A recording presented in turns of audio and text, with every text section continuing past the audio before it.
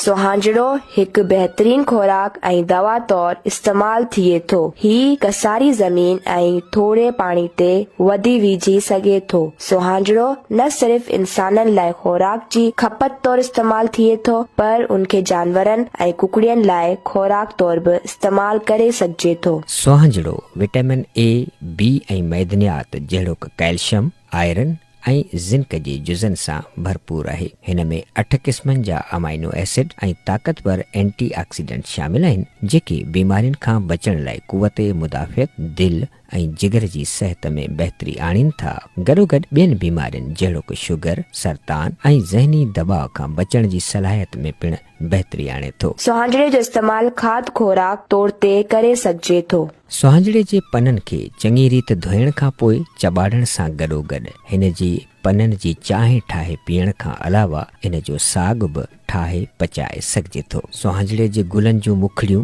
कलियूं, थुड़ ऐं पाड़ बि खाधे तौरु इस्तेमाल करे सघजनि थियूं या ॿियनि भाॼियुनि वांगुरु आचार ऐं ॿोड़ रधे खाई सघिजे थो। सुहांजड़े जे ॿिजनि मां हासिल थियल तेल खाधे पचाइण लाइ बि इस्तेमाल करे सघो था। फसल जी वाध वीज लाइ सुहांजड़े जो इस्तेमाल। सुहांजड़े जे ताज़नि पननि जो रस कढी फुहारे तौरु फसल जी पैदावार वधाइण लाइ बि इस्तेमाल करे सघिजे थो। पननि जे रस जो स्प्रे अहम मरहलनि ते खुश्कसाली ऐं सिम ख़िलाफ़ ॿूटे जी क़ुव्वत बर्दाश्त खे वधाइण, बेजानी कशीदगीअ खे ख़तम करण ऐं ॿूटे जी सलाहियत खे वधाइण जे लाइ कमु अचे थो। जानवरनि जे गाह ऐं कुकड़ियुनि जी खुराक तौर सुहांजड़े जो इस्तेमाल। सुहांजड़े जो इस्तेमाल माल मवेशी जे गाह तौर बि मशहूरु आहे। सुहांजड़े जा ताज़ा पन ऐं थुड़ खाराइण सां माल जे वज़न में 32% ताईं ऐं खीर जी पैदावार में 45% ताईं वाधारो थिए थो। सुहांजड़े जे ॿिज जो तेल। सुहांजड़े जे तेल खे खाधे में इस्तेमाल सां गॾोगॾु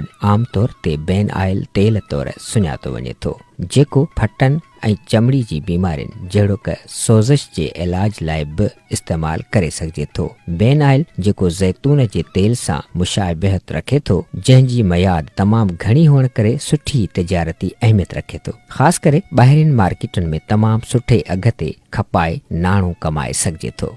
अचो त सुहांजड़े जी पोखाई करण सिखूं। सुहांजड़े जो वण ॿिन्ही तरीक़नि यानी ॿिज ऐं कलम वसीले सां पोखे सघिजे थो। जेकॾहिं तव्हां थुड़ या टारीअ ज़रिए सुहांजड़े जी पोखाई करियो था त 4 फुटनि जी टारीअ खे कटे उन जो हिकिड़ो पासो ज़मीन में हणो, जंहिंमां 2 खां 3 महीननि ताईं वण फुटण शुरू करे थो। जेकॾहिं तव्हां ॿिज ज़रिए पोखाई करियो था त ज़मीन में सुराख करे 2 ॿिज गॾु लॻायो ऐं जॾहिं ॿूटो 6 इंचनि ताईं पहुचे त उन चकीअ खे ॿी जाइ ते ज़मीन में लॻायो। सुहांजड़े जे ॿूटनि जी फी एकड़ ते तइदाद। 1 एकड़ जी इराज़ीअ ते 726 सुहांजड़े जे ॿूटनि जी पोखीअ लाइ ॿूटे खां ॿूटे जो मुफ़ासिलो घटि में घटि 10 फुट ऐं कतार खां कतार जो मुफ़ासिलो 6 फुट हुजणु घुर्जे। जेकॾहिं तव्हां सुहांजड़े जी पोख जानवरनि जे गाह तौर करे रहिया आहियो त तव्हां 1 एकड़ ते 8712 ताईं ॿूटा पोखे सघो था, जंहिंमें ॿूटे खां ॿूटे जो मुफ़ासिलो 2 फुट ऐं कतार खां कतार जो मुफ़ासिलो 2.5 फुट हुजणु घुर्जे। सुहांजड़े खे कंहिं बि फसल सां गॾु पोखे सघिजे थो ऐं उन ॿूटे खे बाग़नि ऐं ज़मीन में बि लॻाए सघिजे थो। सुहांजड़े जे टारियुनि जे वाधारे, पैदावार में इज़ाफ़े ऐं कटाईअ में सवलाई लाइ उन खे छांगणु घुर्जे ऐं ॿूटे जे थुड़ खे सुठे तरीक़े सां छांग करणु घुर्जे, जॾहिं उन जी ऊचाई 2 मीटरनि ताईं पहुची वञे। सुहांजड़े लाइ पाणी जी घुर्ज।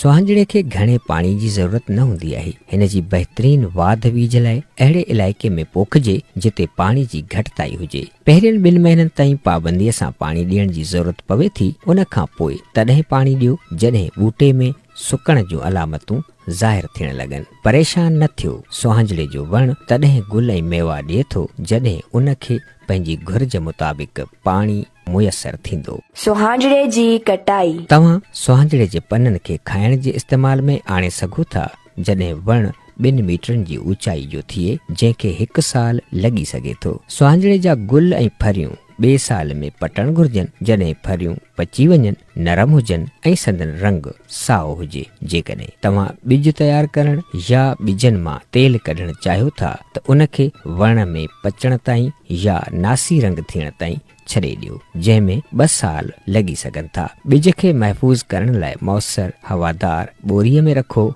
खुश्क ऐं छांव वारी जाइ ते रखणु घुर्जे।